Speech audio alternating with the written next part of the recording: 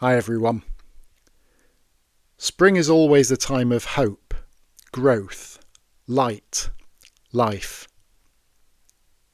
There are signs, tentative perhaps, but signs of spring in this crisis that has caused so much misery, heartache, grief and trauma.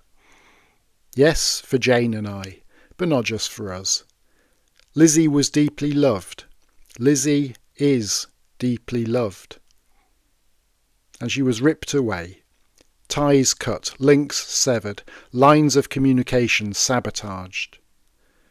For so many people this is an open wound, and it will remain so until there is closure, until the agencies address the questions at the heart of this crisis.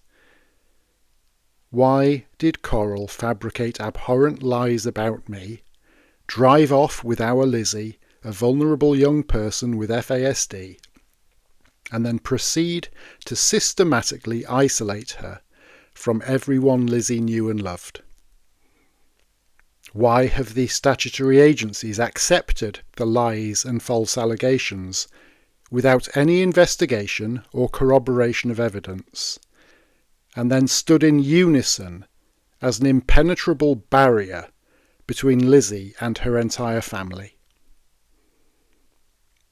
While those two fundamental questions remain unanswered, while there is institutional silence and a refusal to engage, I will keep asking, keep pushing, keep speaking out. This week I read a reflection by writer Eddie Askew on the parable of the sower. Askew begins with a line from an Arabic proverb, quote, "I will set my face to the wind and scatter my handful of seeds on high." The writer comments, quote, "My little contribution to life is taken by the great wind of God and scattered where the wind wants to scatter it. We need not bother too much about that part. Seeds grow. But we must have the courage to keep ourselves facing the wind."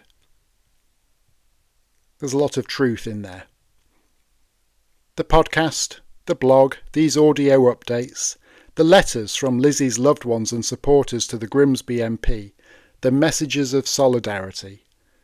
All these things are seeds thrown into the wind. Where they land is beyond my control. But it looks like some seeds have landed in very significant places and are starting to grow. I'll say no more for reasons I hope you will understand. My job as Lizzie's dad, as someone trying to walk faithfully, is to keep scattering the seeds, to keep facing the wind, to trust that God's breath will carry them to the places that they need to go. Thank you for listening, for sharing, for supporting, for caring, for spreading the word, for scattering seeds of hope. Thank you again. Bye for now.